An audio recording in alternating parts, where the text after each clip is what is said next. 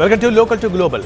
ఇవాళ ఉదయం 10:30కి AP cabinet భేటీ కానుంది. సచివాలయంలో ముఖ్యమంత్రి చంద్రబాబు అధ్యక్షతన మంత్రివర్గం భేటీ అవుతుంది.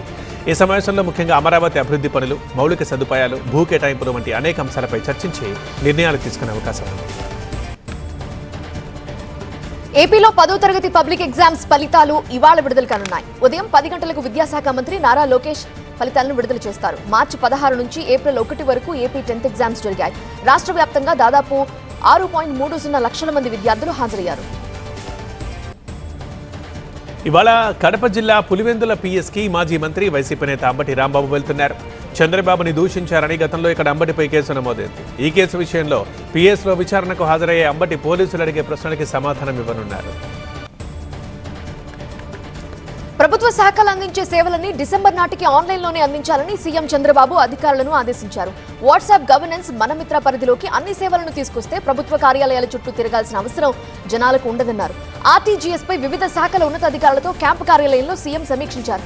ఈ ఏడాది జులై నాటికి డ్రోన్ సిటీ మొదటి దశ పనులు కంప్లీట్ చేయాలని అధికారులకు డెడ్ లైన్ విధించారు. నీటిపారుదల శాఖ అధికారులతో సీఎం రేవంత్ రెడ్డి సమావేశమయ్యారు. తుమ్మిడిహెట్టి దగ్గర బ్యారేజ్ నిర్మాణానికి కార్యాచరణ స్పీడప్ చేయాలని అధికారులను ఆదేశించారు. బ్యారేజ్ నిర్మాణం చేపడితే ఆదిలాబాద్తో పాటు మెట్ట ప్రాంతాల రైతులకు ఉపయోగపడుతుందని సీఎం చెప్పారు. బ్యారేజ్ నిర్మాణంపై వెంటనే మహారాష్ట్రతో సంప్రదింపులు జరపాలన్నారు. మహారాష్ట్రలో బీజేపీ ప్రభుత్వం ఉన్నందున కేంద్ర మంత్రి కిషన్ రెడ్డికి మంత్రి ఉత్తమ్ లేఖ రాయాలన్నారు. ఇవాళ కిషన్ రెడ్డిని కలిసి చర్చించాలన్నారు. నల్గొండ జిల్లా కనగల్ మండలం బచ్చన్నగూడెంలో ఐకేపీ సెంటర్ ఇన్ఛార్జ్ సైదులు పురుగుల మందు తాగారు. ధాన్యం సేకరణలో రైతుల ఒత్తిడి తట్టుకోలేకే ఆత్మహత్యకు పాల్పడుతున్నట్లు సెల్ఫీ వీడియో విడుదల చేశాడు. ప్రస్తుతం నల్గొండ గవర్నమెంట్ హాస్పిటల్లో సైదులకి చికిత్స కొనసాగుతోంది.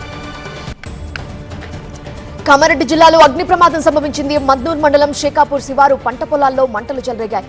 100 ఎకరాల్లో మొక్కజొన్న పంట కాలిపోయింది. ఘటనా స్థలానికి చేరుకున్న ఫైర్ సిబ్బంది మంటల్ని అదుపు చేసేందుకు ప్రయత్నిస్తున్నారు. అత్యధిక ఉష్ణోగ్రతలతో అల్లాడిపోతున్న తెలంగాణ ప్రజలకు ఐఎండీ గుడ్ న్యూస్ చెప్పింది. తెలంగాణకు 3 రోజుల పాటు వర్ష సూచన చేసింది.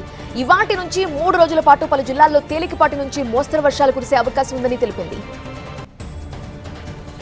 వికారాబాద్ జిల్లా పెద్దేముల మండలం కొండాపూర్లో విషాదం జరిగింది. పిడుగుపాటుకు కోడి ఆనందం అనే వ్యక్తి తన పొలంలో మరణించాడు. ఏర్పుల వెంకటయ్యకు కాళ్ళు చేతులు విరిగిపోగా నీరేటి నరసింహులనే మరో వ్యక్తి గాయపడ్డారు. ఏపీలో భానుడి భగభగలు కొనసాగుతున్నాయి. అత్యధిక ఉష్ణోగ్రతలు నమోదవుతున్నాయి. రాష్ట్ర వ్యాప్తంగా పలుచోట్ల 40 డిగ్రీలకు పైగా ఉష్ణోగ్రతలు నమోదవుతున్నాయి. ఎండల తీవ్రత, ఉక్కపోతతో ప్రజలు అల్లాడిపోతున్నారు. తెలంగాణ డీజీపీ శివధర్ రెడ్డి ఇవాళ పదవీ విరమణ చేయబోతున్నారు.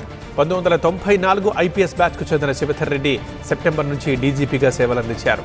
ఇవాళ గ్రాండ్గా ఆయనకి వీడుకోలు పలకబోతున్నారు. తర్వాత కొత్త డీజీపీగా సివి ఆనంద్ బాధ్యతలు చేపడతారు. రిటైర్డ్ ఉద్యోగులకు పెండింగ్ బకాయిలు 1000 కోట్ల రూపాయలను తెలంగాణ ప్రభుత్వం విడుదల చేసింది. ఈ నిధులతో అక్టోబర్ 2025 వరకు ఉన్న రిటైర్డ్ ఉద్యోగుల జీపీఎఫ్ బకాయి క్లియర్ అవుతుంది. నెలవారీ చెల్లింపులు 700 కోట్ల రూపాయల నుంచి 1000 కోట్ల రూపాయలకు ప్రభుత్వం పెంచింది. హైదరాబాద్ మెట్రో రైల్ని తెలంగాణ ప్రభుత్వం స్వాధీనం చేసుకుంది. ఎల్ఎన్టీతో ప్రభుత్వ ఒప్పందం పూర్తయిపోయింది. దీంతో 1461 కోట్ల విలువైన 100% షేర్లు బదిలీ అయ్యాయి.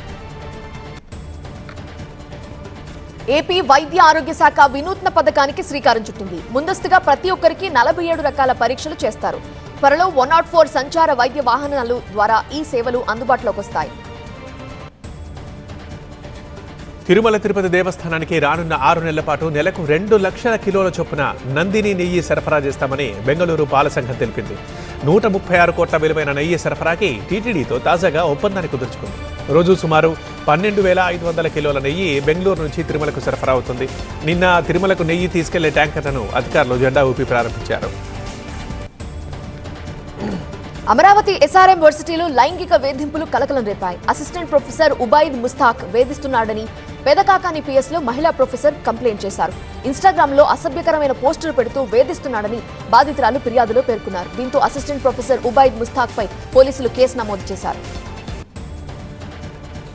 గంజాయి మద్యానికి బానిసై వరుస దొంగతనాలకు పాల్పడుతున్న ఓ కరడుగట్టిన నేరస్తుని హైదరాబాద్ బంజారాహిల్స్ క్రైమ్ పోలీసులు సినీ ఫకీలో చేసి పట్టుకున్నారు.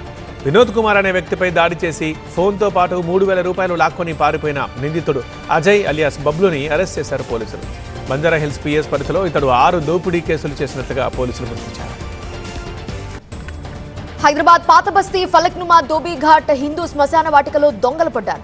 బోరింగ్ మోటార్ కి సంబంధించిన వైర్ని దొంగలించారు. దోబీఘాట్ శ్మశాన వాటికలో భద్రపరిచే గది షట్టర్ ని ధ్వంసం చేశారు. అంతేకాదు సీసీ కెమెరాల్ని సైతం ధ్వంసం చేశారు. భారత రక్షణ రంగంలో డిఆర్డీఓ, భారత నౌకాదళం సంయుక్తంగా నిర్వహించిన ప్రయోగం విజయవంతమైంది. ఎన్ఏఎస్ఎం ఎస్ఆర్ తొలి సాల్వో ప్రయోగాన్ని విజయవంతంగా నిర్వహించాయి. ఒడిశాలోని బంగాళాఖాతం తీర ప్రాంతంలో నౌకాదళ హెలికాప్టర్ ప్లాట్ఫామ్ నుంచి ఈ ప్రయోగం జరిగింది. మొక్కజొన్న కొనుగోలు కేంద్రాలను రైతులు సద్వినియోగం చేసుకోవాలని పెద్దపల్లి ఎమ్మెల్యే చింతకుంట విజయరమణారావు అన్నారు. పెద్దపల్లి జిల్లా సుల్తానాబాద్ శ్రీరాంపూర్ మండలంలో మార్క్ఫెడ్ ద్వారా ఏర్పాటు చేసిన మొక్కజొన్న కొనుగోలు కేంద్రాలను ఎమ్మెల్యే ప్రారంభించారు. పెద్దపల్లి నియోజకవర్గంలో 22,000 ఎకరాల్లో రైతులు మొక్కజొన్న పంటని సాగు చేశారని తెలిపారు. ప్రపంచంలోనే రెండో అతిపెద్ద బ్రూయింగ్ సంస్థ హైనకెన్ హైదరాబాద్లో జీసీసీని ప్రారంభించింది. నానక్రామ్గూడలోని ఫైనాన్షియల్ డిస్ట్రిక్ట్లో 76,000 చదరపు అడుగుల విస్తీర్ణంలో ఏర్పాటు చేసిన ఈ గ్లోబల్ క్యాపబిలిటీ సెంటర్ని మంత్రి దుద్దిళ్ల శ్రీధర్ బాబు ప్రారంభించారు. హైదరాబాద్ని గ్లోబల్ బిజినెస్ సర్వీసెస్ హబ్గా తీర్చిదిద్దేందుకు ప్రణాళికాబద్ధంగా కృషి చేస్తున్నట్లు చెప్పారు. జోగులాంబ గద్వాల్ జిల్లా కలెక్టర్ రిజ్వాన్ బాషా స్వీయ జనగణన నమోదు చేసుకున్నారు. జనగణనలో ఎవరికి వారు స్వయంగా వివరాలు నమోదు చేసుకునేలా అందుబాటులోకి తెచ్చిన ఆన్లైన్ వెబ్సైట్ ద్వారా తన వివరాల్ని నమోదు చేసుకోవాలని తెలిపారు. జనగణన ప్రక్రియను సులభంగా, సమగ్రంగా, పారదర్శకంగా నిర్వహించడానికి ప్రభుత్వం డిజిటల్ స్వీయ గణన విధానాన్ని అందుబాటులోకి తెచ్చింది అన్నారు. మే 10 వరకు స్వీయ నమోదు చేసుకోవచ్చని సూచించారు. కృష్ణా జిల్లా అవనిగడ్డ మండలం వేకన్నూరులో చిన్నజీరు స్వామి పర్యటించారు. కోదండరామాలయంలో విగ్రహాల పునః ప్రతిష్ఠ కార్యక్రమంలో పాల్గొన్నారు. చిన్నజీరు స్వామి చేతుల మీదుగా సీతారామచంద్ర స్వాముల విగ్రహాల్ని ప్రతిష్ఠించారు. ఈ కార్యక్రమంలో భక్తులు పెద్ద ఎత్తున పాల్గొన్నారు. బెంగాల్లో ఎన్నికలు ముగిశాయి. రెండో విడతలో కూడా 91.62% పైగా పోలింగ్ నమోదైంది. పూర్వ బర్ధమాన్ జిల్లాలో అయితే 92.5% పోలింగ్ రికార్డైంది. తొలి విడత పోలింగ్ ని కలిపితే బెంగాల్లో మొత్తంగా 92.62% పోలింగ్ జరిగింది. స్వతంత్ర భారతదేశంలోనే బెంగాల్లో ఇదే ఇప్పటి వరకు అత్యధిక ఓటింగ్. బీహార్, గుజరాత్ స్థానిక ఎన్నికల్లో విజయం తర్వాత బెంగాల్లోనూ గెలిచి బీజేపీ హ్యాట్రిక్ విజయాలు పూర్తి చేయబోతోందని ప్రధాని మోదీ ధీమా వ్యక్తం చేశారు. నిర్భీతి వాతావరణంలో ప్రజలు స్వేచ్ఛగా తమ ఓటు హక్కు వినియోగించుకున్నారని కొనియాడారు. బెంగాల్లో భారీ స్థాయి పోలింగ్ నమోదవడంపై హర్షం వ్యక్తం చేశారు. బెంగాల్లో టీఎంసీ మరోసారి విజయం సాధిస్తే పదవికి రాజీనామా చేసే ధైర్యం ఉందా అని ప్రధాని మోదీకి తృణమూల్ ఎంపీ డెరిక్ ఓబ్రైన్ ఎక్స్ వేదికగా సవాల్ విసిరారు. బెంగాల్లోని 294 స్థానాల్లో తానే అభ్యర్థినని ప్రధాని పదే పదే చెప్పిన విషయాన్ని ఆయన గుర్తు చేశారు. బయట నుంచి వచ్చిన పరిశీలకులు బెంగాల్ గురించి ఏమాత్రం తెలియని పోలీస్ అధికారులు టీఎంసీ కార్యకర్తల్ని టార్గెట్ చేశారని బెంగాల్ సీఎం మమతా బెనర్జీ ఆగ్రహం వ్యక్తం చేశారు. తమ పార్టీ యువజన విభాగ అధ్యక్షుడిని అరెస్ట్ చేశారని తెలిపారు.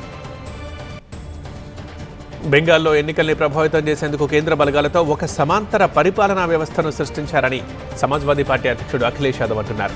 పైనుంచి కింద దాకా ఒక ఆజ్ఞా వ్యవస్థని తొలిసారి ఏర్పాటు చేశారని అఖిలేష్ ఆగ్రహం వ్యక్తం చేశారు. ఎగ్జిట్ పోల్స్ ని తాము నమ్మమని, ప్రజల పోల్స్ నే తాము నమ్ముతామంటున్నారు కాంగ్రెస్ ప్రధాన కార్యదర్శి కేసీ వేణుగోపాల్.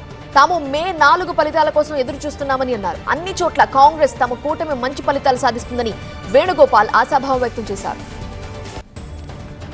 కర్ణాటకలో నాయకత్వ మార్పు విషయంలో సీఎం సిద్ధరామయ్య క్యాంపు పునరాలోచన చేస్తున్నట్టుగా కనిపిస్తోంది. నాయకత్వ మార్పిడికి ససేమిరా అంటూ వచ్చిన సీఎం సన్నిహితుడు కేఎన్ రాజన్న ఇప్పుడు రాహుల్ గాంధీ అడిగితే గద్దె దిగేందుకు సిద్ధరామయ్య సిద్ధమని తెలిపారు.